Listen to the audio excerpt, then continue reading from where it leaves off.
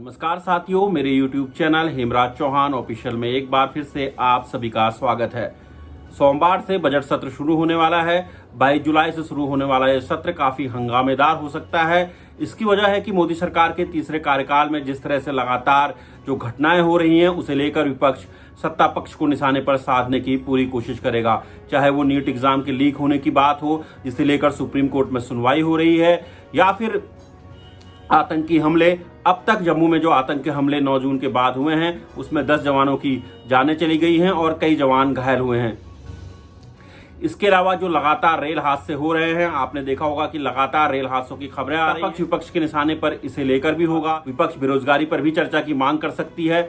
मणिपुर में राहुल गांधी ने इसके संकेत भी दिए थे। मणिपुर में राहुल गांधी ने बताया था कि वो संसद के सत्र में मणिपुर के लोगों की आवाज उठाएंगे। आपको बता दें कि राहुल गांधी जब से मणिपुर में हिंसा हुई है पिछले साल मई में, उसके बाद से 3 बार मणिपुर का वो दौरा कर चुके हैं। मोदी सरकार के तीसरे कार्यकाल में संसद का जब सत्र जो हुआ था उसके समाप्त होने के बाद वो 8 जुलाई को मणिपुर गए थे और 8 जुलाई को मणिपुर में उन्होंने कहा था कि मणिपुर के लोगों के साथ काफी अन्याय हो रहा है। जब वो पिछली बार आए थे उसके बाद उन्हें लगा था कि यहाँ हालात कुछ बदले होंगे, लेकिन उन्हें हालात बदलते हुए नहीं दिखाई दे। उन्होंने प्रधानमंत्री नरेंद्र मोदी से एक बार फिर से अपील की थी कि वो मणिपुर एक बार जरूर जाए और मणिपुर के लोगों की आवाज सुने। और हमने देखा था कि प्रधानमंत्री नरेंद्र मोदी जब राष्ट्रपति के अभिभाषण पर चर्चा का जवाब दे रहे थे, उस दौरान विपक्ष ने मणिपुर को न्याय दो के लगातार नारे लगाए थे।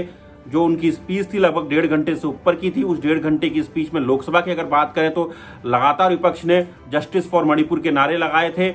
और इस बार भी मणिपुर का मुद्दा राहुल गांधी अपने भाषण में जरूर उठाएंगे, इसकी पूरी संभावना है। और एक बार फिर से मणिपुर का मुद्दा बजट सत्र में छा सकता है। बजट सत्र की बात करें तो मोदी सरकार का ये नई सरकार बनने के बाद पहला बजट होगा। अंतरिम बजट उसने 2024-25 का अंतरिम बजट उसने सरकार बनाने से पहले फरवरी में पेश किया था। अब ये एक तरीके से पूर्ण बजट होगा। इस पर भी लोगों की नजरें होंगी और देखना होगा कि इस बजट सत्र में क्या आम आदमी को कोई राहत मिलती है, क्योंकि आम आदमी महंगाई के मोर्चे पर पहले से ही परेशान है। टमाटर के भाव इस समय लगभग 100 रुपए से ऊपर चल रहे हैं। सब्जियां सारी 100 रुपए के ऊपर है।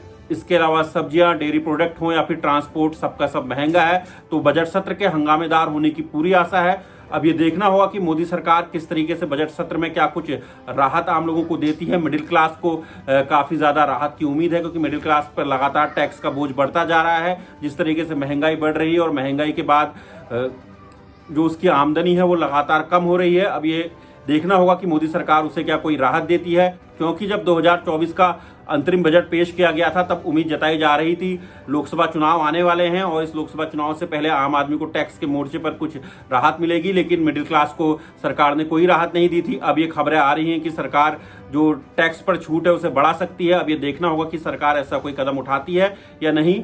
तो कुल मिलाकर बजट सत्र के हंगामेदार होने के पूरे असर है। विपक्ष की बात करें तो विपक्ष इस समय एकजुट नजर आ रहा है। विपक्ष लगातार मोदी सरकार को घेर रहा है। मेरा आप सबसे निवेदन है कि मेरे YouTube चैनल हेमराज चौहान को जरूर सब्सक्राइब करें, ताकि मैं आपको ऐसे ही जो महत्वपूर्ण खबरें हैं देश दुनिया की वो आप तक पहुंचा सकूं।